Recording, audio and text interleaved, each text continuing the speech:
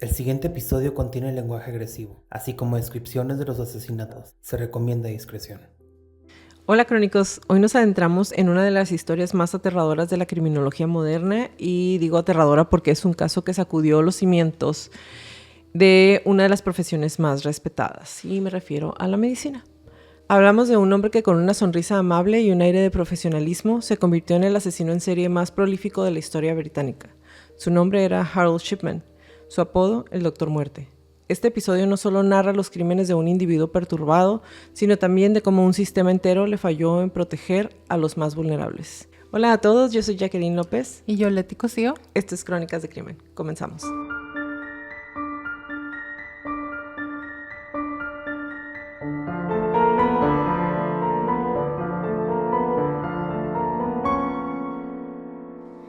Hola crónicos. Sumergirse en los crímenes de Harold Shipman es sin duda alguna toda una experiencia no religiosa. Es muy inquietante, es muy perturbador, y hablamos de una traición de confianza inimaginable en una de las áreas en donde literalmente todos confiamos porque ponemos en algunas ocasiones nuestra vida o la de algún ser querido en manos de los especialistas de la salud y medicina, cuando es un médico muchísimo más, ¿no? Entonces, me gustaría que me dijeras un poco cómo te hizo sentir buscar información de el Harold Shipman. Estuvo muy interesante buscar información de él porque no la parte de la búsqueda, sino encontrar bastante información que sí nos ayuda para hacer como el perfil y entender más o menos por qué estaba haciendo las cosas. Yo esperaba encontrar lo mismo que hemos encontrado con otros asesinos en serie. Bullying o algún tipo de abuso en su casa o algún tipo de negligencia por parte de sus padres o quizá, no sé, agentes estresores en su entorno psicosocial muy fuertes. Y no encontré algo así como contundente tal cual. Entonces, por eso fue interesante, porque no encontré lo que yo pensé que iba a encontrar. Pero es un personaje muy interesante y perturba bastante, como dices, pensar que una persona que tiene tanto poder, tanta confianza y acceso a tantos recursos puede hacer algo como esto. Es la traición y la violación a la confianza fundamental lo que hace que la historia de Harold Shipman sea tan escalofriante. Antes de adentrarnos en la nefasta estela de sus crímenes, debemos intentar comprender al hombre detrás del doctor y cómo era él antes de estudiar esta hermosa carrera y antes de hacer toda esta serie de cosas horripilantes.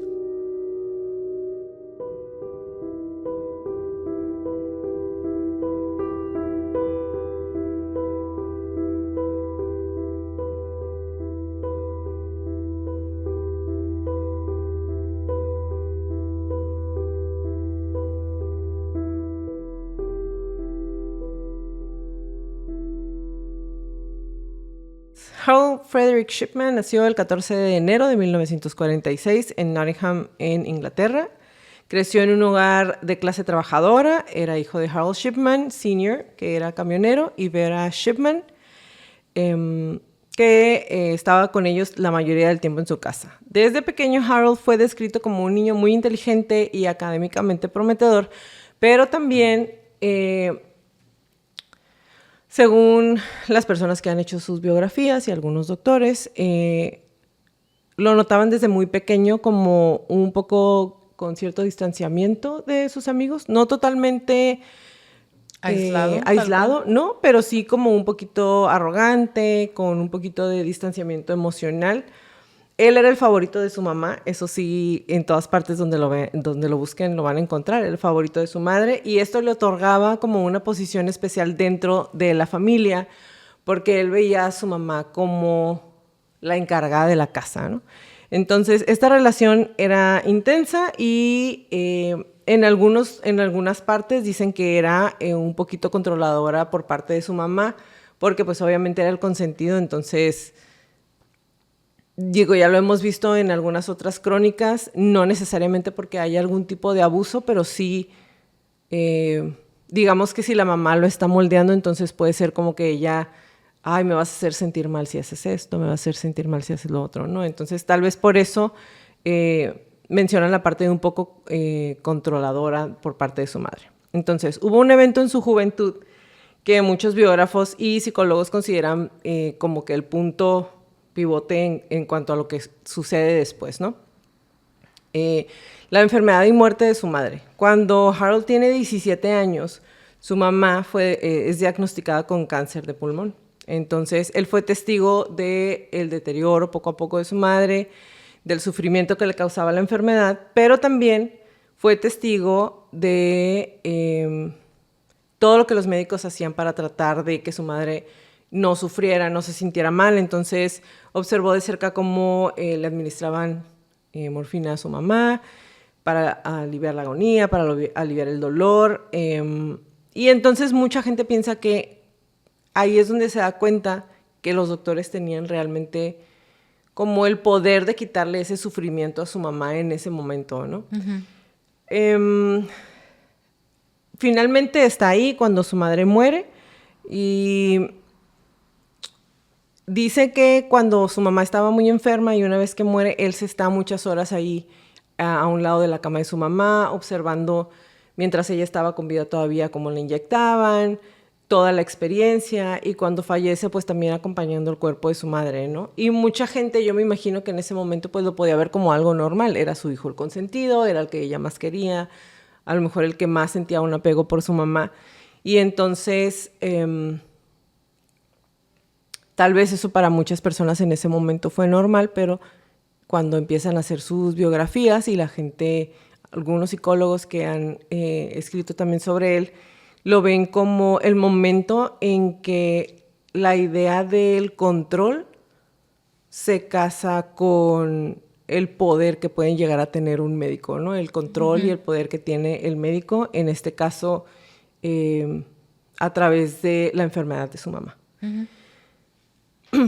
La muerte de Vera en 1963 fue un golpe muy devastador para Harold, quien siempre había tenido una relación muy cercana con ella y siempre la vio como una figura dominante a la que quería complacer, como se los acabo de mencionar. Esta pérdida y la forma en que la medicina podía aliviar la vida se convirtió entonces para muchos en el germen de su patología. Ahora, tras la muerte de su madre, Harold se dedicó a los estudios de medicina. Ingresó en la Universidad de Leeds para estudiar medicina en 1965 y ahí conoce a Primrose May O'Dare, con quien se casó en 1966 después de que ella salió embarazada. Tuvieron 4 hijos, presentando al mundo una fachada que ya hemos conocido muchas veces antes. Una familia respetada, una familia amorosa, una vida familiar normal, y todo bonito, ¿no? Su carrera médica inicia en 1970, después de graduarse, y sus primeros años como médico transcurren pues sin grandes incidentes, al menos de manera pública, ¿no? No hay como muchas evidencias de que haya estado haciendo algo malo. Obtuvo su primer puesto como médico general en Pontefract, West Yorkshire, en 1974, y es ahí donde empiezan a manifestarse los primeros indicios de una conducta desviada o de algo que no era normal entre los doctores.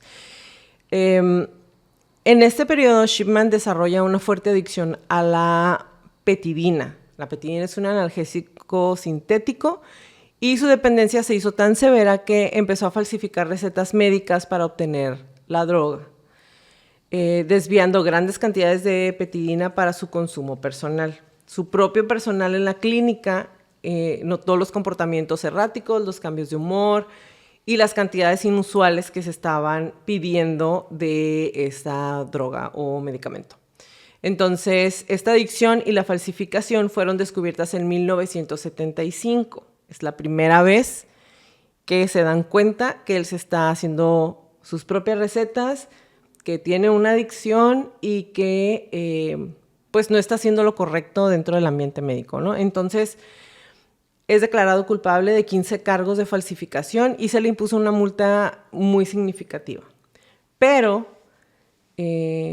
su licencia médica es suspendida solamente por un tiempo. Ajá. ¿Okay?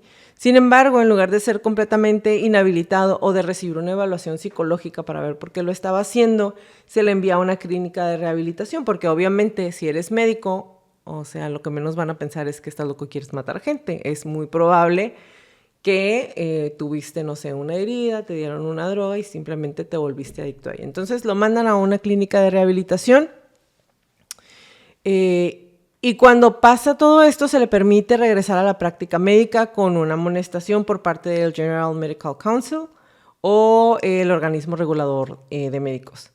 Y esa fue una de las, a vista de todo el mundo, una vez que se descubre lo que estaba haciendo, esta fue una de las fallas tempranas y más críticas del sistema. Una oportunidad perdida para identificar una patología más profunda y detener al futuro asesino en serie.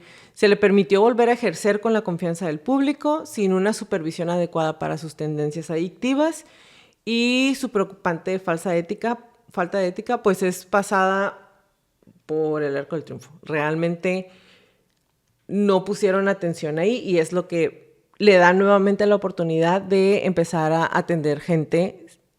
Y como no quedó como un récord, ajá, entonces pues si cambiaba de ciudad o si hacía cualquier cosa, realmente hagan de cuenta que le dieron un manazo por estar haciendo recetas falsas y por estar con esta adicción, y simplemente es como, ok, ya te rehabilitaste, entonces ya eres otra persona, no pasa nada, puedes volver a ser médico. ¿Okay? En 1977, Shipman se mudó a Hyde, Greater Manchester, en donde empieza a trabajar como médico de cabecera en el centro médico Donnybrook. En 1993, capitalizando su aparente éxito y su reputación, establece su propia clínica en el 21 Market Street. ¿Okay? Fue en Hyde en donde su reinado del terror empezó a florecer. Durante más de 2 décadas, el Doctor Muerte operaría sin ser detectado, administrando la muerte con la misma facilidad con la que recetaba cualquier medicamento. Este capítulo, específicamente dentro de la medicina y de la historia criminal, es oscuro y macabro, y principalmente, otra vez porque estamos en el área de la medicina, que cualquier persona que estudia medicina o cualquier médico de verdad, pues está caracterizado por ser buena persona, por hacer todo por salvar a los demás, por tener paciencia con sus clientes. Porque a final de cuentas, o sea, tú puedes echar mentiras en muchos lugares, pero yo pienso que cuando vas con tu doctor porque realmente tienes alguna preocupación o porque es tu salud la que está, o sea, te vale madre y le dices todo, ¿no? Sí. O sea, es como, no sé, todo lo que tengas que decirle, se lo confiesas a tu médico. Y entonces ahí es donde hay como una vulnerabilidad, hasta sientes como cierta conexión, pues muy íntima, ajá, con tu médico, porque es una persona que realmente conoce pues todo lo que le va pasando a tu cuerpo, ¿no? Entonces, él era de lo que se aprovechaba, de esa vulnerabilidad, de esa confianza íntima que tenían las personas para las que él era el médico. Entonces, la mayoría de sus víctimas eran mujeres mayores, vulnerables, que confiaban plenamente en él como su médico de cabecera, y para ellas él era pues el pilar de su salud, porque estamos hablando de personas muy grandes.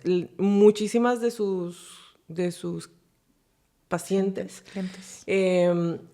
eran personas de la tercera edad, es decir, 60, 70, 80 años. Entonces estamos hablando que ahorita ya no es tan común, pero antes era muy común que los doctores visitaran a los pacientes en casa. Y si estamos hablando de señoras que ya eran mayores, que tenían algún tipo de dolencia y que habían sido sus pacientes durante muchos años, pues digamos que la confianza era total para el doctor, ¿no? Uh-huh. Su modus operandi era muy simple y directo. Entonces, por eso casi nadie lo veía venir. Shipman solía visitar a sus víctimas en sus domicilios, como se los comenté ahorita, bajo el pretexto de un chequeo rutinario, una visita de seguimiento para una dolencia o para administrar una inyección por algún dolor aparentemente insignificante. Solía asegurarse de que la paciente estuviera sola en el momento de su visita y una vez a solas con ellas y tras una breve conversación que tranquilizaba a sus víctimas, les inyectaba una dosis letal de diamorfina, una forma de heroína que actúa como un potente depresor respiratorio. Esta sustancia causa una rápida y silenciosa depresión respiratoria, llevando a la muerte. La diamorfina imita los síntomas de una muerte natural, especialmente en pacientes de edad avanzada o con problemas de salud persistentes, haciendo que el deceso de la víctima parezca una falla cardíaca o un accidente cerebrovascular natural. Y esto era de lo que él se aprovechaba. Entonces, después de administrar la inyección y asegurarse de que el paciente había fallecido, Shipman procedía a falsificar información de los registros médicos de todas las víctimas. Entraba en el historial clínico, ya fuera en papel o en la base de datos de su computadora, y modificaba los datos para que pareciera que la víctima había fallecido por causas naturales. Y esto incluía la intervención de síntomas previos a la muerte, la adición de diagnósticos inexistentes o el cambio de la hora de la muerte para que coincidiera con un momento en que él no hubiera estado presente. A veces incluso firmaba certificados de defunción con una velocidad inusual, sin una investigación adecuada, y en algunos casos intentó beneficiarse de las propiedades de sus víctimas mediante la falsificación de testamentos. Aunque el motivo financiero, que mucha gente puede pensar que fue el más importante, no se consideró lo principal en sus crímenes, porque no a todas les quitaba dinero. Sí. Entonces, realmente él inició quitándole la vida a sus pacientes y ya después como que vio como viendo qué más hacer, ¿no? Entonces, los crímenes más que nada parecen estar impulsados por un sentido de control o un complejo de Dios que le otorgaba el poder supremo sobre la vida y la muerte de sus pacientes. Específicamente por eso es que consideran que el haber visto la enfermedad, deterioro y muerte de su madre fue lo que lo marcó. Yo no estoy diciendo que eso es, tú probablemente nos vas a platicar.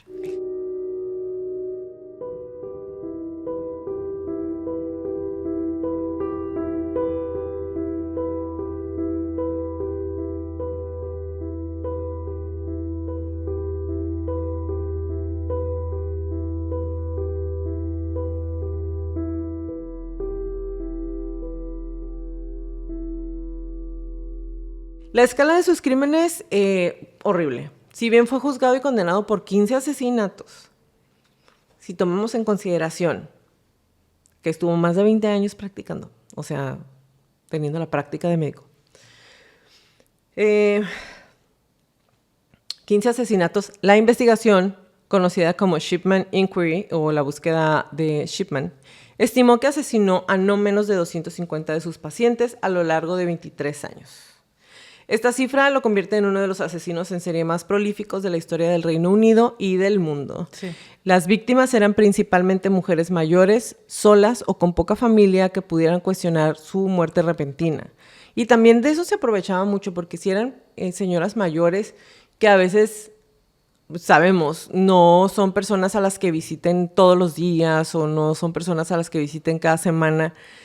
Aunque tuvieran familia, si la familia no vivía con ellas, entonces, ¿con qué cara iban a alegar, a reclamar que la persona hubiera fallecido y que el doctor llegara y dijera fue muerte natural? O sea, ¿cómo te vas a poner a alegar si ni siquiera tenías un contacto con la víctima? Ajá. Exactamente. Entonces, de estas personas, él era su única autoridad médica y su palabra, pues todo el mundo la creía. El promedio de la edad de sus víctimas era de 75 años. Y la mayoría fallecía en sus propios hogares, a menudo sin testigos, lo que facilitaba obviamente el engaño, ¿no? Durante años, la oscuridad de Shipman permaneció oculta bajo la superficie de la normalidad y de la respetabilidad, con una familia bonita, con hijos que tenían una buena una familia sana, que ante la sociedad era una persona que trataba respetable, que trataba muy bien a sus pacientes. Entonces, obviamente no había por qué, y que obviamente no tenía un récord de lo que había hecho con anterioridad. Entonces, ¿por qué la gente dudaría de su médico? En marzo de 1998, la doctora Susan Booth, una colega de Shipman que trabajaba en la misma área, expresó sus serias preocupaciones. Se había dado cuenta que un número inusualmente alto de muertes de pacientes, especialmente ancianas, había pasado bajo el cuidado de Shipman, un patrón que no encajaba con la práctica médica normal. Y ella dijo, ok, trabajamos juntos, nuestros pacientes son similares, ¿cómo por qué se le están muriendo tantas? Pero tantas, ajá. Entonces, cuando está revisando esa, se da cuenta que utiliza muchos opiáceos, como la diamorfina, y su oposición a la realización de autopsias en caso de muertes repentinas de sus clientas. Y ella dice, qué raro, ¿no? La doctora Booth, con su intuición médica, contactó al forense de distrito de South Manchester, John Pollard, quien a su vez alertó a la policía de Greater Manchester. La policía, bajo el detective e inspector John Cox, llevó a cabo una investigación inicial. Sin embargo, esta investigación fue calificada por la posterior Shipman Inquiry como profundamente deficiente y superficial. No me sorprende. No se exhumaron cuerpos, a pesar de las sospechas razonables. No se entrevistó a suficientes familiares de las víctimas fallecidas. Y las irregularidades en los registros médicos de Shipman no se detectaron adecuadamente porque la revisión fue muy escueta, básica, y confiaron en la palabra del propio Shipman porque la que lo estaba acusando era una médico mujer. Como resultado, la policía concluyó que no había pruebas suficientes para justificar nuevas acciones, aunque se estuviera muriendo muchísima más cantidad cuando él estaba cuidando a la gente que cuando no. Esta falla imperdonable permitió que Shipman siguiera matando durante más de un año después de que se le diera la oportunidad clara de ser expuesto. Entonces, esta investigación superficial dio la luz verde a Shipman a seguir teniendo consecuencias fatales para sus pacientes. ¿Okay? Otra persona que dijo, qué raro está todo esto, fue otra mujer, Deborah Massey, una empleada de una funeraria local en Hyde. Massey, que a menudo recogía cuerpos de pacientes de Shipman, también había notado que el Dr. Shipman enviaba un número inusualmente alto de certificados de defunción y le parecía muy extraño que tantos pacientes suyos murieran, a menudo con causas poco claras o repentinamente después de una visita del médico. Sus preocupaciones también fueron expresadas a la policía local, pero al igual que las de la doctora Booth, no se les dio el seguimiento adecuado en ese momento, siendo vistas como sospechas sin base sólida. Okay. Pero ¿qué más base quieres? O sea, si es una... Fíjate, si a la persona que trabaja en una funeraria se le hace raro que estés llevando tantos certificados de defunción, una sola persona. Y miren que a ellos les conviene. Y que tú digas, no tiene base sólida lo que me estás diciendo. Pues busca la base sólida, yo no me estoy diciendo que es sospechoso. Claro. Bueno, esas alertas perdidas son un testimonio escalofriante de cómo la confianza ciega en una figura de autoridad como un médico hombre, combinada con la falta de mecanismos de control efectivos y una investigación policial superficial, puede tener consecuencias devastadoras. Porque estamos hablando que estamos, ¿en qué año dije? En el 98. Aquí vamos como en el 90. Estamos en el 98, ¿ok? Y ellos diciendo como que no tienes bases. Se me hace algo tan tonto, pero bueno, ok, ahorita vamos a seguir. La comunidad de Hyde vivía bajo la sombra de un depredador sin haberse dado cuenta. Y lejos de curar a sus pacientes, pues se la llevaba experimentando como que tanto podía alargar la vida de las personas. Y cuando ya él decidía como que, ay no, ya estuvo. O sea, ya mejor descansa en paz, las inyectaba y les quitaba la vida.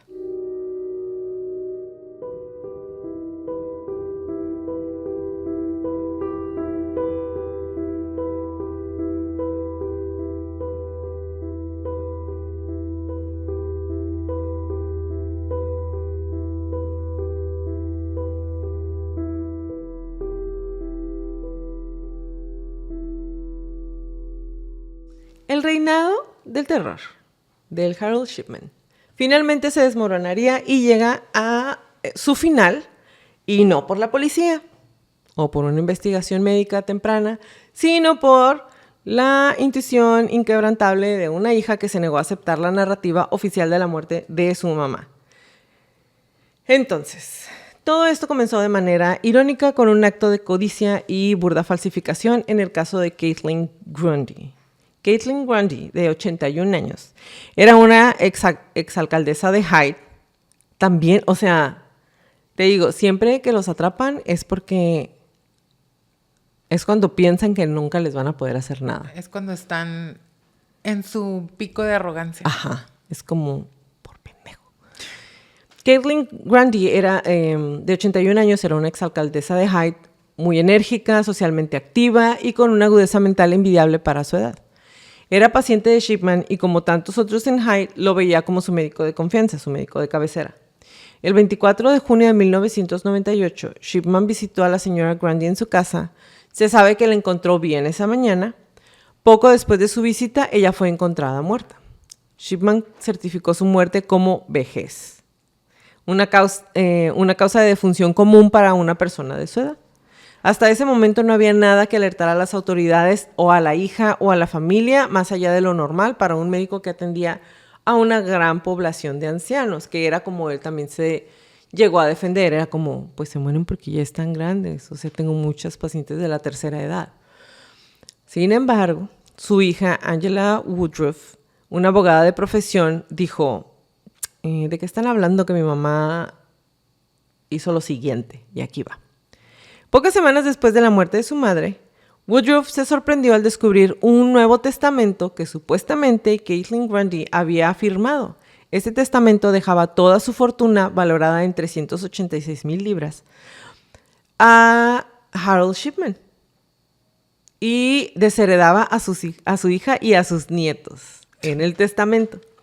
La señora Woodruff sabía con certeza que su madre nunca hubiera hecho tal cosa, la relación con su familia era excelente y la idea de desheredarlos para beneficiar al médico era totalmente inconcebible para ella. Y ahí es cuando dice, yo pienso entonces que mi mamá no se murió de manera normal. Uh-huh. No fue tanto la muerte de su madre, sino el hecho de que él hubiera querido quedarse con todo lo que era de su mamá y quitárselo a ella y a sus nietos, lo que ella dijo. A ver, ¿de qué me estás hablando? No hubiera hecho eso. Exactamente. Entonces, se dan cuenta que la firma en el testamento parecía una falsificación obvia y burda de la firma de la señora. Y esa falsificación descarada, ese acto, fue lo que, número uno, salió de su patrón habitual de crímenes. O sea, normalmente él no hacía eso. Y número dos, fue la primera pieza tangible de un rompecabezas que llevaría a la exposición de todo lo que estaba haciendo este maldito infeliz. La señora Woodruff, con su formación legal y su instinto materno, denunció inmediatamente sus sospechas a la policía y exigió una investigación exhaustiva. Y esta vez la investigación fue llevada con la seriedad que era necesaria, que obviamente John Cox no tuvo, y entonces el detective inspector Stan Egerton de la policía de Greatwater, Manchester, es asignado al caso. Entonces, su enfoque fue metódico y contrastó drásticamente con lo que habían hecho anteriormente. Y estos son los pasos que siguió para poder darse cuenta si Shipman estaba o no haciendo malas prácticas. Lo primero que hizo fue exhumar el cuerpo de Caitlin Grundy. Esta es la pieza más importante, esta es la decisión más importante de Egerton. Obtiene una orden judicial para la exhumación del cuerpo de la señora Grundy que se realizó el 1 de agosto del 98. La autopsia y los análisis toxicológicos revelaron de manera irrefutable concentraciones letales de diamorfina en los tejidos, una sustancia que no debería haber estado de ninguna manera presente en su sistema y que indicaba claramente un envenenamiento. Esta fue la prueba forense definitiva que vinculaba a Shipman directamente con el asesinato, porque aparte, él la había visitado como su médico. Y el tiempo de horas entre que él se va, la encuentra y llegan a visitarla en la tarde y se dan cuenta que había perdido la vida, era como el rango de tiempo lo determina también el rigor mortis que tiene el cuerpo y las cantidades de concentraciones de diamorfina que había en el cuerpo de la señora, porque pierde la vida y entonces todo lo que está en tu cuerpo se pausa. No, y ahí está. Además de eso, la morfina y la diamorfina son una sustancia que se quedan en el tejido siempre y cuando el tejido exista. No se va a disolver, no se esconde, es 100% detectable. Y a mí eso me sorprendió muchísimo, o sea, como, ¿por qué no utilizó insulina? ¿O por qué no utilizó otro medicamento u otra droga que sí se disolviera, por decir algo como para utilizar un ejemplo, no es exactamente que se disuelva. O sea, porque algo que deja una huella en el cuerpo para siempre, ¿por qué se quedó con esa? Porque a lo mejor era parte de lo que le ponían a su mamá. Sí. Y él lo encontró como... Ajá, porque a su mamá le ponían morfina y él estaba utilizando diamorfina. Pero para mí es como mucha gente, muchos blogs, muchos otros podcasts, investigadores, psicólogos o psiquiatras que han hecho los perfiles o que han investigado y hablado sobre el tema, muchos dicen como, es que quería que lo atraparan. Yo difiero de que quería que lo atrparan, pero... Lo hubieran atrapado en el año 1 si hubiera querido que lo atraparan. Tú más de 23 años asesinando gente. O sea, eso nunca... esa duda siempre me la voy a quedar, pues, o sea... ¿Por qué usaste esa? Era old school, muy old school. Sí, probablemente. Lo número 2 que hicieron fue investigar y comparar los registros médicos, ya armados con la prueba que salió positiva en diamorfina. Los investigadores empiezan a revisar los registros médicos de otros pacientes de Shipman. Y no se trataba de una revisión superficial, otra vez. Se buscaban patrones, anomalías y discrepancias. Y esta revisión sistemática reveló un patrón perturbador e inconfundible. Un número anormalmente alto de muertes entre sus pacientes, especialmente ancianas, a menudo con síntomas registrados que predecían la muerte de forma vaga o inconsistente con el curso normal de una enfermedad, que es lo que él hacía. Si se recuerdan, hace ratito les dije, se metía al historial médico de las personas. Entonces, pues les iba poniendo como pequeñas pistas que si investigaban rápidamente, pues era como que, tiene esto y esto. Pues sí, muy probablemente ya se esperaba una muerte, ¿no? Entonces empiezan a dar cuenta y se dan cuenta que estaban cambiando los registros. En muchos casos, los informes del forense sobre las muertes certificadas por Shipman parecían omitir detalles o no requerían una autopsia simplemente. Un avance tecnológico crucial fue la incautación del ordenador de Shipman o su computadora, utilizada para gestionar los registros de sus pacientes. Los análisis forenses de su base de datos revelaron un patrón muy sencillo. Shipman había editado los registros de sus víctimas un poco antes o después de las muertes, añadiendo síntomas falsos o justificando el uso de medicamentos que no se habían administrado previamente. Esta evidencia digital se convirtió en una pieza clave para demostrar su patrón de engaño y para vincularlo a múltiples muertes, probando la premeditación y el encubrimiento. Y esto me recordó un montón al BTK, porque same, ¿sabes? Como que en la misma época y por lo mismo, porque jamás pensaron que alguien que tuviera acceso a su computadora iba a poder darse cuenta de todo lo que estaban haciendo con anterioridad. Exactamente. Entonces, a medida que va avanzando la investigación, la policía empieza a contactar a las familias de otros pacientes que hubieran fallecido bajo el cuidado de Shipman. Y sus historias de muertes repentinas y aparentemente inexplicable, a menudo poco después de una visita del doctor o de una inyección que el médico había administrado, empiezan a surgir y a coincidir pintando un cuadro obviamente aterrador, porque se dieron cuenta que mataba como prescribía recetas, ¿sabes? O sea, igual de seguido. Cada relato, cada lágrima de los familiares que habían confiado en él sumaba una pieza a la evidencia abrumadora. El shock y el horror de estas familias al darse cuenta de la verdad son difíciles de imaginar. Entonces, el 7 de septiembre del 98, con la evidencia forense, los patrones en los registros y el testimonio de la señora Woodruff, Harold Shipman fue finalmente arrestado en relación con la muerte de Caitlin Grundy. Inicialmente se le acusó de falsificación del testamento y posteriormente de asesinato. Y a medida que la evidencia se acumulaba y se exhumaban más cuerpos, la policía empezó a sospechar que el caso de la señora Grundy no era un incidente aislado. Hello. Se dieron cuenta que tenían un asesino en serie. El 5 de octubre del 99, después de meses de una investigación forense y policial masiva, Harold Shipman fue acusado formalmente de 15 cargos de asesinato. La fiscalía seleccionó solo estos 15 casos porque presentaban las pruebas más sólidas y directas de envenenamiento por diamorfina y falsificación de registros. Estos casos servirían como la punta del iceberg para demostrar su culpabilidad en el juicio, pero no quiere decir que la policía o los familiares pensaran que solamente había asesinado a estas personas. Lo quisieron acusar con los 15 más fuertes, que no iba a haber manera que dijeran no fue él. ¿Okay? Entonces, el juicio contra Shipman empezó el 5 de octubre del 99. Esto fue en la corte de la corona de Preston. El fiscal Richard Alcock presentó un caso abrumadamente convincente, detallando cómo Shipman había asesinado sistemáticamente a sus pacientes, abusando de su posición de confianza y traicionando los principios de la medicina. La evidencia presentaba resultados de las exhumaciones, registros médicos alterados, testimonios de los familiares y comportamiento inusual. También hablaron de la tendencia de Shipman a disuadir a las familias para realizar autopsias o de cuestionar la causa de muerte y su rapidez para emitir los certificados de defunción o cremar cuerpos, comportamientos que realmente pues, son considerados como una red flag, ¿no? O una bandera roja. El comportamiento de Shipman durante el juicio fue muy notable por que parecía que todo le estaba valiendo cacahuate. Él estaba sentado ahí, llegó, se declaró inocente de todos los cargos, no quiso testificar en su defensa, se sentó impasible tomando notas, haciendo dibujos, como si fuera un observador más en la corte y no fuera a él al que estaban a punto de meter a la cárcel.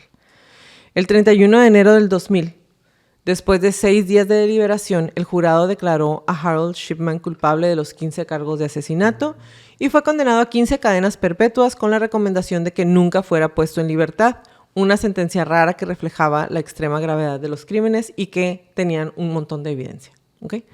Entonces, en el momento de su condena, la policía anunció que se sospechaba que era responsable de muchas más muertes, poco más de 250. What? Wow. Exactamente.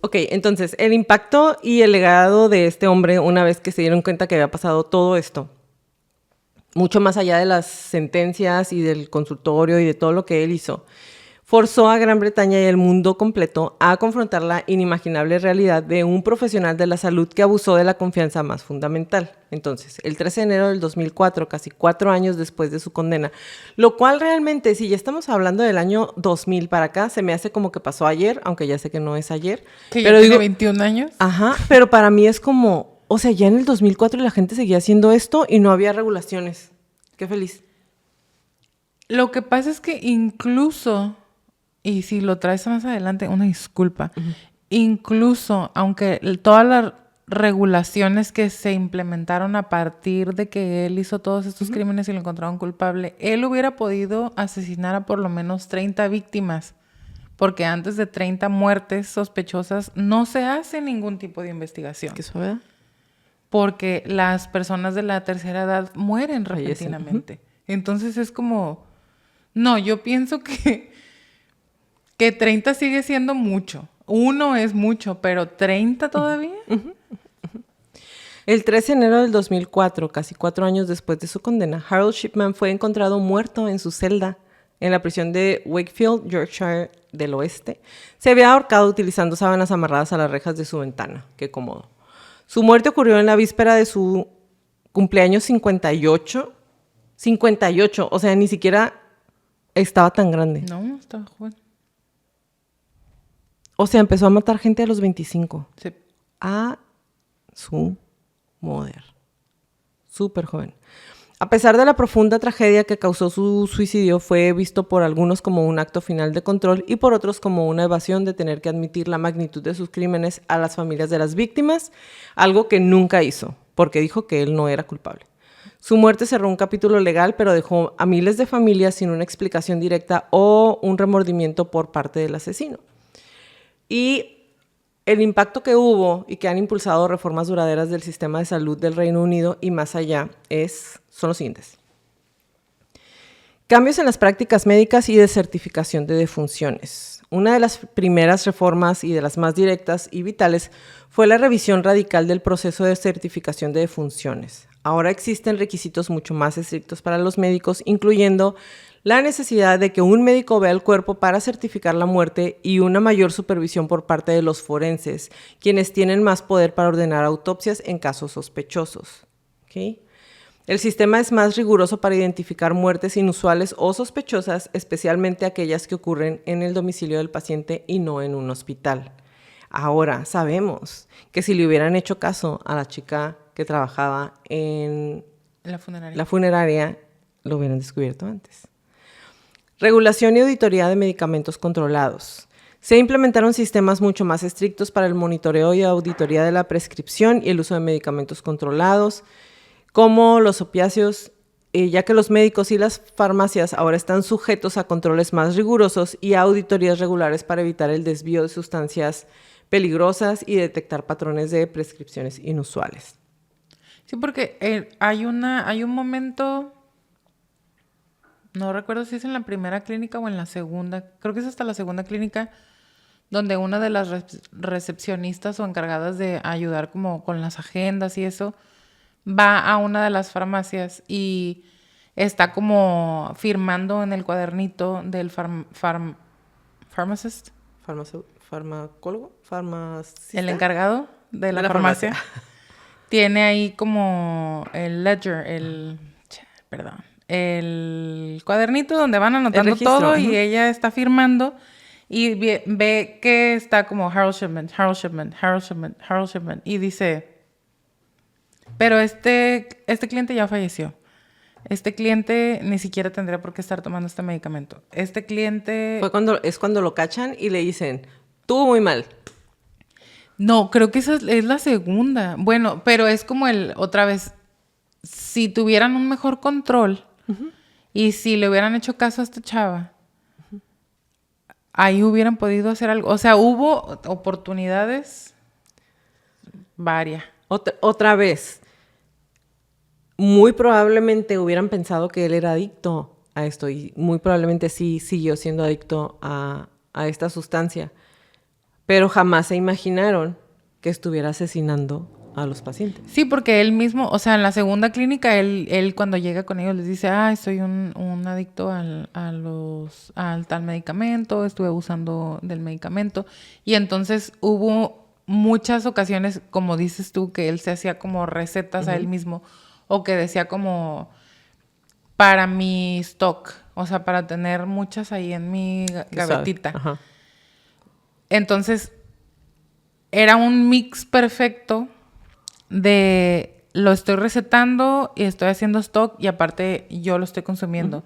Porque de haber nada más puesto los nombres de todos sus pacientes, hubiera sido aún más sospechoso. Entonces fue como, mejor se echó la culpa, ¿sabes? O sea, utilizó todos los recursos de una manera, pues, que le funcionó. 23 años le funcionó. Reforma del General Medical Council. El requerimiento Shipman expuso los resultados del GMC, una reestructuración significativa para mejorar su capacidad de investigar quejas de manera proactiva, monitorear el desempeño de los médicos a lo largo de sus carreras y cuando sea necesario suspender o revocar licencias de manera más eficiente. Dice más eficiente, no dice para siempre, o sea, más eficiente. Se enfatizó una cultura de aprender del error. Okay. De mayor transparencia con un enfoque en la protección del paciente por encima de la protección del médico. El General Medical Council es el Consejo de Medicina General. Erosión de la confianza pública. El caso de Shipman dejó una cicatriz profunda en la confianza pública hacia los médicos y el sistema de salud en general. La idea de que un profesional de la salud pudiera cometer tales atrocidades fue difícil de asimilar y llevó a un mayor escrutinio de los casos de muerte inesperada y a una mayor disposición de los pacientes y familiares a cuestionar las decisiones médicas y buscar segundas opiniones. Aunque la confianza se ha reconstruido parcialmente, el caso sigue siendo un recordatorio de que la vigilancia es necesaria. Porque aparte, no sé si ya lo hicimos, el del enfermero. No. No lo hemos hecho. Bueno, está la otra parte que un enfermero también se la llevaba ayudando a morir a la gente. Mayor conciencia sobre el asesino compasivo. Justo. El caso también arrojó luz sobre el fenómeno del ángel de la muerte o asesino compasivo, aunque en el caso de Shipman el motivo no era la compasión, sino un retorcido deseo de control y poder. Su caso sirve como un recordatorio sombrío de que el mal puede presentarse bajo el disfraz de una persona buena o de no lo quería matar, simplemente quería ayudarlos a dejar de sufrir. Okay. Impacto en la formación médica. Las escuelas de medicina y los programas de formación continua ahora ponen un mayor énfasis en la ética profesional, la identificación de comportamientos problemáticos en colegas y la importancia de la supervisión y la denuncia interna y responsabilidad del personal. En Hyde se erigieron memoriales en honor a las víctimas de Shipman, con placas conmemorativas y jardines dedicados a sus memorias. Las comunidades buscan formas de recordar y honrar a aquellos que fueron brutalmente asesinados por el hombre en quien confiaban. Y aunque han pasado más de 2 décadas desde su condena, el caso de Harold Shipman sigue siendo un punto de referencia crucial para la seguridad del paciente y la ética médica, no solamente en Gran Bretaña, sino en todo el mundo. ¿Okay? La Shipman Inquiry estableció un precedente para la transparencia y la rendición de cuentas en el sector de la salud y sus recomendaciones continúan informando a las políticas hasta el día de hoy.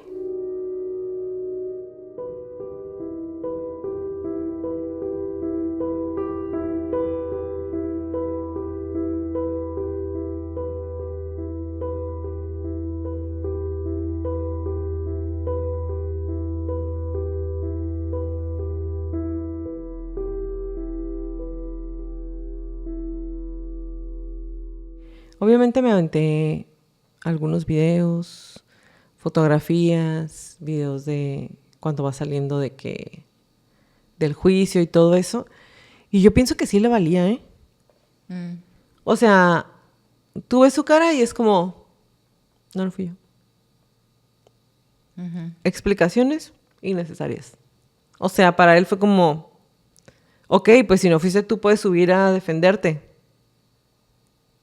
Innecesario. Cero. Ajá. Entonces, ahora sí, después de escuchar, quiero que me digas que estaba mal. ¿Qué estaba pasando en esa cabecita? ¿Qué cable se pegó? Sí. La mente de Harold Shipman es un abismo de complejidad. Es justo lo que les decía cuando me preguntaste cómo te hizo sentir la investigación del caso, porque si es un estudio de caso de la perversión de la confianza y el ejercicio de poder absoluto, y si nos basamos en la evidencia forense y los análisis psicológicos post-mortem que se le hicieron a Harold Shipman porque él se rehusó a hablar con cualquier profesional de la salud mental durante el juicio o después del juicio y nunca aceptó su culpa, no declaró, no se defendió. No tenemos información respecto a... Es que se ve bien intenso, es como, ¿tú los mataste? No. ¿Qué pasó? Ok, ¿qué pasó? No. Defiéndete. No. Entonces, es como tú dijiste, ver la cara, ver la falta de reacción, ver la falta de interacción. Y el índice, no es índice, la tasa de mortandad que él manejaba, o sea, es perturbador y es como, o sea... Y entonces, ¿con qué información me quedo? Y lo que les decía, a mí lo que se me hizo, lo que rimó, fue no encontrar abuso por parte de sus padres o encontrar bullying durante su infancia. Nada de eso. Pero tú nos diste una pieza clave, algo muy importante. Él era el favorito de su mamá. Entonces, el favoritismo en los hijos puede rozar en el abuso hacia los otros hijos, pero también en el abuso hacia el hijo favorito. ¿Por qué? Porque entonces este hijo favorito va a crecer con una realidad distorsionada en la cual su autoimagen está inflada, nuevamente distorsionada, y ellos piensan que son más valiosos respecto a las otras personas a su alrededor de lo que verdaderamente son. No porque no sean valiosos, sino porque moralmente hablando nadie vale más que otra persona, excepto si eres una mierda de persona, ¿no? Lo cual Shipman sí era, si me lo preguntan a mí. Entonces, Shipman podríamos alegar o asumir o inferir que Shipman creció con esta idea de que las reglas de las normas de la sociedad, las normas que le aplican a todas las personas, no aplican para él, porque él es especial, porque él es el favorito. El favorito, él es diferente, él es el mejor, él es el buenito, él es el tú te mereces todo, te mereces tener todo lo que quieres y puedes hacer todo lo que quieras y lo necesario para obtener lo que quieres. Entonces, forzosamente esto los va a, no se dice alienar, ¿cómo se dice? Aislar de sus hermanos o de sus familiares inmediatos, o sea, del núcleo familiar. Van a crecer aislados de ellos porque están como muy protegidos bajo el favoritismo. Y eso entonces forzosamente significa que va a haber un distanciamiento social, psicológico y emocional de las otras personas con las que están conviviendo en la escuela. Y también lo mencionaste, él estaba muy apartado, muy retraído, muy arrogante, pues porque su madre así lo fue criando. Entonces,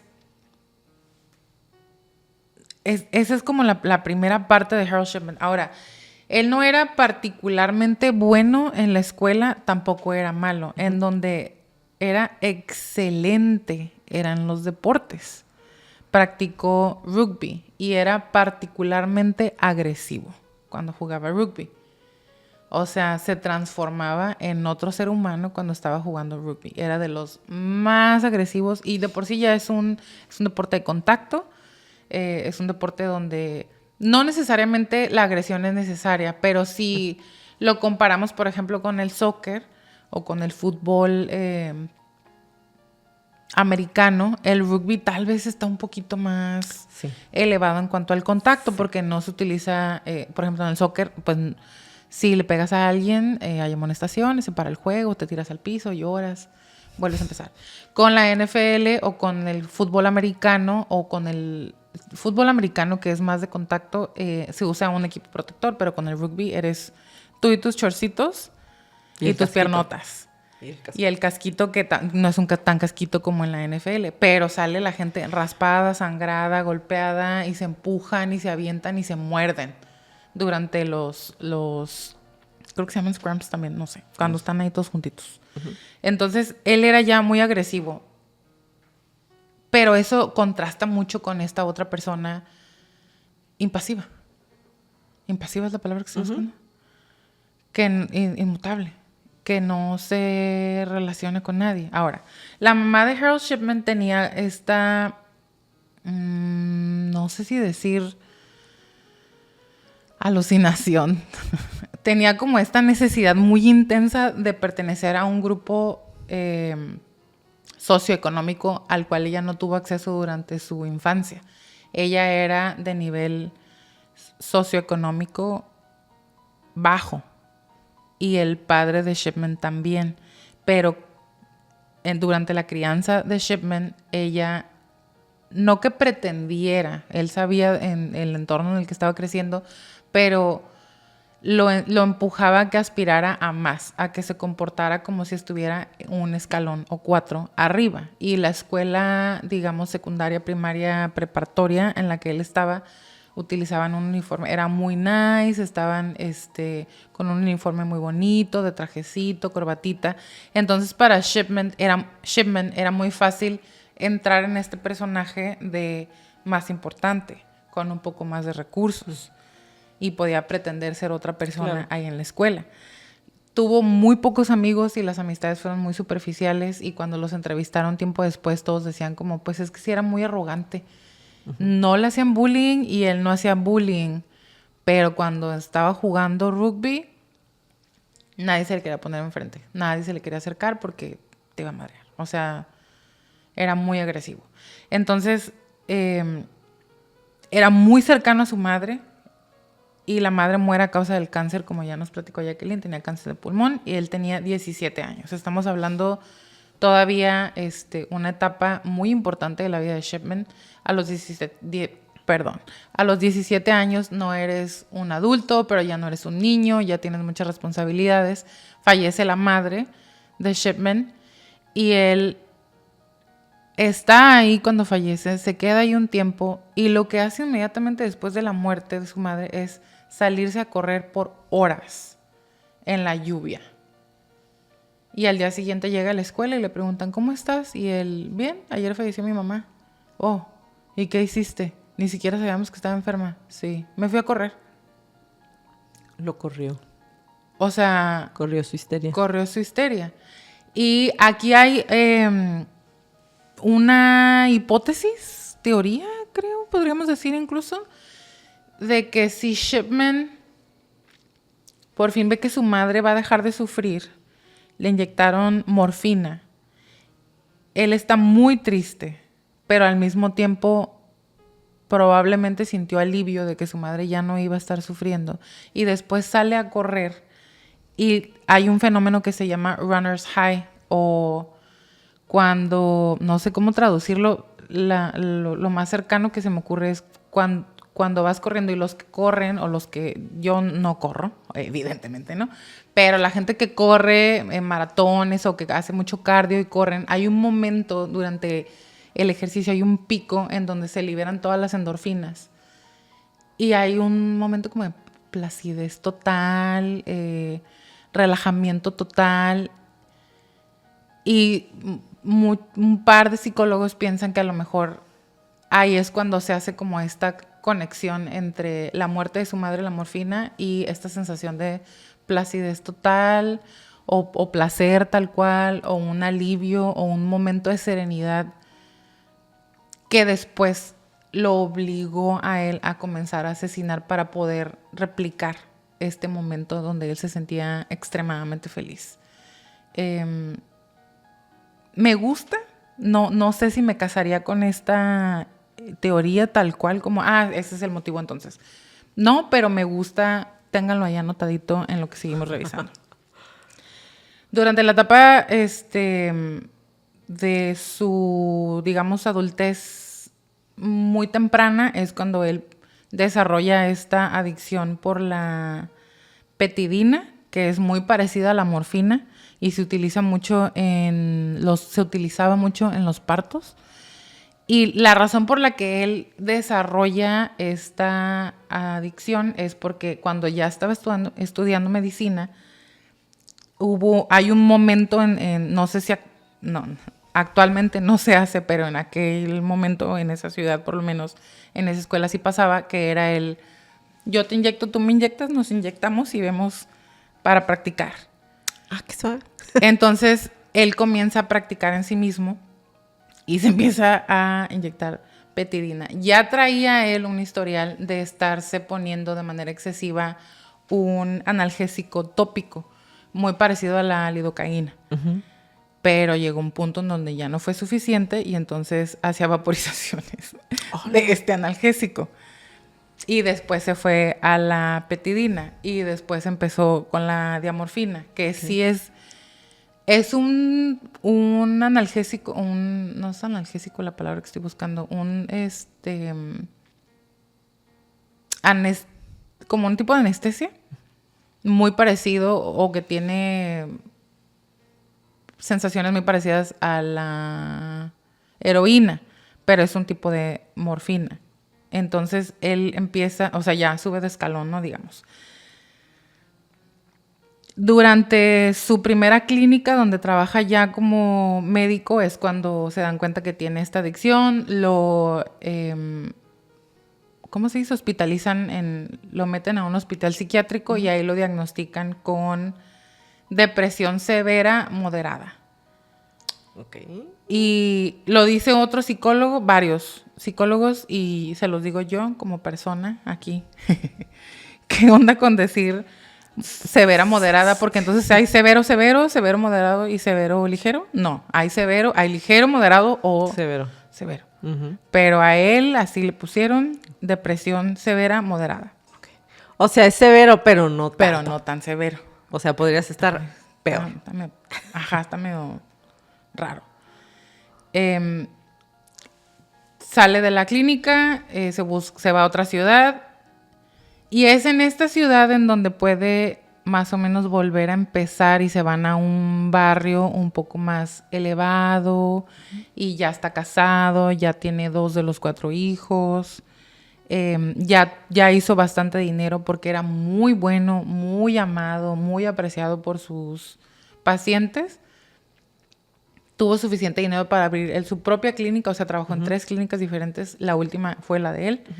Y entonces aquí como que otra vez hago esta conexión entre lo que su madre siempre le estuvo inculcando, lo que le estuvo enseñando, que él se merecía estar en otro nivel y todo. Entonces como que les digo todo esto porque es importante conocer como el estado mental en el que él se encontraba y también cómo va confirmando estas ideas de que él es especial, mejor, superior, más inteligente, merecedor, etc. Y entonces empieza creo que desde la segunda clínica o desde la primera clínica. Creo que en la primera clínica es cuando se sospecha que tuvo su primer víctima, que no fue una persona de la tercera edad, que fue una niña, pero la madre tipo le dio permiso porque estaba muy enferma, sí estaba agonizando y le dice la señora, sea amable con ella. Okay. Y se sale del cuarto y ahí los deja y regresan y la niña ya falleció. Okay. Entonces, estuve buscando si había un término así como les hemos manejado el infanticidio, el familicidio, y en España se utiliza mucho un término que se llama clinicidio. Acá en México no lo conocemos tal cual, en Estados Unidos tampoco se maneja, o sea, en las Américas no se maneja, pero en las Europas, en España se utiliza el clinicidio y es un concepto que refiere a los crímenes o asesinatos cometidos por profesionales de la salud y se divide como en 3 tipos que son en masa, como Mengele, el doctor nazi, que su motivación es 100% político, o están los piadosos, como el ángel de la muerte, los que quieren terminar con el sufrimiento de sus pacientes, entre comillas, o incluso 100% real, que quieran terminar con, ¿sabes? Que sea real el sufrimiento y real estas ganas de ayudar. Pero sigue siendo un asesinato porque no en todos los países es legal la eutanasia. Uh-huh. Y por último, el héroe, que es como un tipo de... Es una motivación de poner en peligro la vida de los pacientes para después salvarlos y ser el héroe. Uh-huh. Incluso aunque fallezca el paciente, pues hice todo lo que pude. Sigo siendo un héroe. Y ninguno de estos 3 a mí me hace match con... ¿Con él? Con Shipman. Entonces, ¿cuáles son sus motivos? ¿Cuál es su personalidad? O sea, ¿qué pasó ahí? Los crímenes y los posibles motivos pues, muy difíciles de explicar porque él nunca aceptó su responsabilidad, no dio entrevistas, no habló con nadie, uh-huh. no reaccionó de ninguna manera. Entonces, muy probablemente no vamos a saber tal cual. Pero podríamos decir, a lo mejor estaba motivado por la riqueza porque estuvo robando. No les robaba a todos. Uh-huh. Y nada más se quiso pasar de chorizo al final. Uh-huh. Y por eso lo agarraron. Aunque sí les pidió a algunos... ¿me puedo quedar con la máquina de coser de tu mamá, que ya falleció? Y se los daban porque lo querían mucho. ¿Me puedo quedar con la máquina de escribir de tu mamá? Porque está linda y ya no la vas a usar. Tu mamá ya se murió. Y se la daban. Pero cuando hacen la investigación, que consiguen esta orden judicial para entrar a la casa de Shipman para evitar que borre o destruya evidencia, es cuando entran a la casa y dicen los policías, es el tipo de casa que cuando sales te limpias los pies, de lo marrana asquerosa que estaba la casa. O sea, él y Primrose vivían como cerdos. Eran súper acumuladores y había no nada más cosas, basura, cochinero, suciedad en las paredes, en los pisos, en los sillones, en la mesa, en el refrigerador, en el lavamanos. O sea, algo asqueroso. Y entre todas las asquerosidades que encontraron en la casa, que esto ya nos dice que hay un problema de salud mental claro. familiar, encontraron anillos, pulseras, blusas, señoras. zapatos, medias, ropa interior de las señoras. Entonces, otra vez como, o sea, esto nada más le va como agregando piezas a este rompecabezas de lo que era Shipman. Entonces, ambición, no sé si era tal cual como asesinar por ambición económica, para llenar un vacío emocional, tal vez. Hay un psicólogo forense que sí le entrevistó a Shipman, o sea, entrevistar es como, pues, una palabra muy grande, ¿no? Para lo que pudo hacer el señor. Platicó con él y dijo que definitivamente él no notaba que Shipman hubiera hecho todo esto por placer, porque no se emocionó como cualquier otro asesino en serie que cuando le preguntan Te quiere te platicar. quiere contar todo. Y Shipman no hizo eso.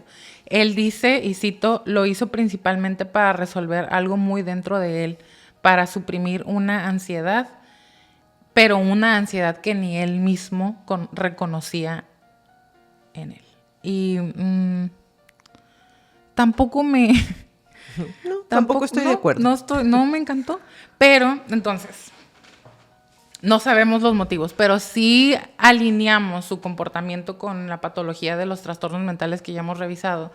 Podríamos decir que para él era algo, una cuestión, algo muy personal, sí, 100%, no sabemos qué, y no necesariamente un escape a las frustraciones o hacia la sociedad o una sed de venganza, sino algo que en su retorcida perspectiva de la vida justificaba lo que él estaba haciendo. ¿Y a qué me refiero? O sea, les hablamos sobre todo con Gilgo Beach, hicimos como este análisis de cómo una persona que de repente se le bota la tacha y le trana la tacha y empieza a asesinar, es a raíz de una exigencia social o psicosocial que ya no pueden satisfacer y causa un conflicto dentro de ellos, y el asesinato se vuelve una herramienta para hacer catexia o para desquitar o para sacar como estas emociones negativas y esta agresión.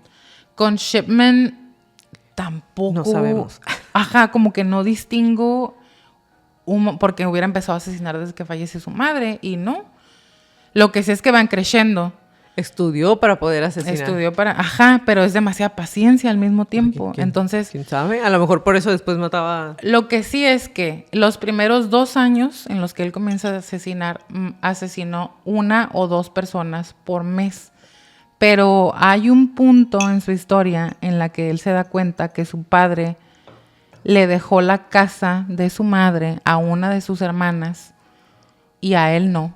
Y la hermana vende la casa y el dinero que obtiene lo usa para comprar una casa más grande y se lleva a vivir a su hermano, suyo de ellos, a vivir con ella, a su casa suya de ella. Y a Shipman ni siquiera le dice hola, ni hola hermano, ni nada. Ni voy a vender la casa de mi mamá, ¿la quieres comprar? Ese año asesinó como a 15 personas por mes. Más o menos. O menos. Tiene que ser menos. Tiene que ser menos. Bueno, un montón. No me hagan caso con las cantidades. Ya estoy cansada.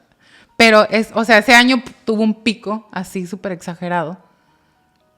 Sí, tuvieron que ser menos. Y entonces ahí sí es como triple tono, la tacha por esta situación familiar, emocional. O sea, sí había emociones, ira, enojo, rabia, necesidad de venganza, pero no le hizo nada a su hermana. Entonces, otra vez, la mayoría de los asesinos en serie que hemos revisado tienen una relación muy conflictiva, muy enfermiza, muy patológica con su madre, la mayoría, y Shipman no tenía esto. A lo mejor sí no buena porque era el favorito y todo era por él y los hermanos.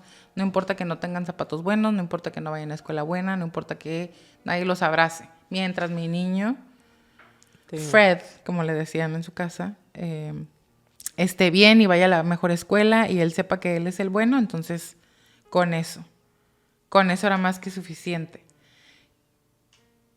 Entonces, o sea, otra vez es como, entonces, ¿qué estaba pasando con él? Para mí y para muchas otras personas, todo esto lo podríamos explicar fácilmente y nos hubiéramos ahorrado todo esto que les acabo de decir. Si simplemente aceptamos que él está expresando narcisismo y un antisocial de la personalidad y es un psicópata. Un narcisismo, mucha gente lo divide en diferentes tipos. En realidad, en el DSM nada más viene narcisismo como tal y hay características. Y si nos vamos a las características de Harold, había grandiosidad muy marcada. ¿Por qué? Porque era un encantador superficialmente hablando con quien él consideraba que merecía recibir su encanto, con los otros doctores hombres, con sus pacientes para ganarse la confianza, con los familiares de los pacientes para ganarse la confianza, pero hablaba mal y era grosero y era humillante con las personas que él consideraba intelectualmente inferiores a él. Okay. Entonces, esto también es parte de la grandiosidad. Interrumpía a todos constantemente y era como, no, mi punto de vista, y hacía berrinche y aventaba papeles cuando lo cuestionaban y azotaba puertas y se iba y hacía así como desplantes cuando otras personas le cuestionaban algo, lo que fuera, un método, ¿por qué estás haciendo tantas visitas? Y hacía un súper berrinche y se iba. Esto nos habla de esta vulnerabilidad de la que ya hemos hablado de los narcisistas, que sí tienen como estas ideas de grandiosidad o una sensación de que son muchísimo mejores y más importantes, y en el momento en el que alguien les critica hay una hipersensibilidad a la crítica y no la soportan. Cuando alguien fallecía, entonces ya se desconectaba por completo, ya no era amable, ya no era amigable, ya era frío, ya era como cero empático. ¿Me das la máquina de coser de tu mamá que se acaba de morir? Por favor, gracias. ¿Me puedo llevar la máquina de...? ¿Sabes? O sea, era como... Y llenaba los papeles y llegaba y... se me murió otra vez. Otra persona se murió. Era como muy encantador y muy como comprometido con su paciente hasta el momento de la muerte y se desconectaba por completo. Eso también es como parte de la grandiosidad. Cuando asesinaba estaba en completo control del ambiente y de las condiciones y era súper mamón y grosero antes de que cometía los asesinatos e inmediatamente después, como ya lo dije. O sea, muy manipulador con todas las personas a su alrededor. Se sentía merecedor de privilegios y elogios porque en el papelito documento que falsifica, el testamento que falsifica de su última víctima, él pone, y haciéndose pasar por la señora, ¿no? Y quiero que el doctor Shipman reciba mi casa y todo mi dinero en agradecimiento por el buen y maravilloso trato que me dio a mí y a todos los pacientes de Hyde. ¿Sabes? Súper alucinadísimo con él mismo. Mentiroso patológico. Y nuevamente, el retraimiento social y la hipersensibilidad a la crítica y que se mostrara tan desconectado durante todo el juicio y sin aparente emoción alguna. Para mí todos esos son como, encajan muy bien en el narcisismo. A lo mejor si simplemente no queremos saber qué es lo que lo detona, el narcisismo. El narcisismo simplemente, o sea, los asesinatos eran una expresión de su narcisismo, forzosamente de un antisocial de la personalidad. ¿Por qué? Porque tenía cero preocupación por su integridad física y la de sus pacientes y la de las personas alrededor, porque como tenía su casa y a sus hijos, y él consumía unas cantidades tan elevadas de drogas que comenzó a desmayarse y lo diagnostican erróneamente con epilepsia, porque el hombre podía andar así caminando por la calle tranquilamente y se desvanecía de lo drogado que estaba todo el tiempo. Pero pues no le hicieron estudios, él llega y da sus síntomas, tiene epilepsia. ¿Sabes? O sea, hay y eso ya lo hemos platicado cuando nos hemos ido punto por punto con los criterios diagnósticos de un antisocial, es esta falta de preocupación por la integridad y la seguridad de los demás y la propia. Exactamente. Y pues la psicopatía también, o sea, un antisocial y un psicópata, ¿por qué? Pues porque estaba matando, pero yo pienso que también hay un poquito de sadismo. Forzosamente tenía que disfrutar algo de lo que estaba haciendo, porque si no, no hubiera sido tan prolífico. Hubiera a lo mejor no tenido tantas víctimas. O sea, de alguna manera él estaba satisfaciendo, sí, muchas necesidades, llenando muchos vacíos, expresando su narcisismo, pero debía de haber algún tipo de disfrute, algo que lo hiciera sentirse bien al respecto. A lo mejor le daba paz. A lo mejor le daba paz, ajá. Regresaba a ese momento último con su mamá, a lo mejor. Tal vez, sí. Y ahí estaríamos hablando de pues algo muy sadista dentro de él, y me hizo pensar como en a lo mejor el gozo en esta, un gozo muy lacaniano en el sufrimiento, a lo mejor sí propio porque es recordar a su madre y cómo la perdió y todo lo que pasó, pero encontrar el disfrute también de no sé, de sentirse en poder, o de poder demostrar que él era el fregón y todo. Pero así como lo dijo Jacqueline, y se los repetimos, la arrogancia te hace estúpido, y fue lo que le pasó a él, por eso lo atraparon, por arrogante, estúpido.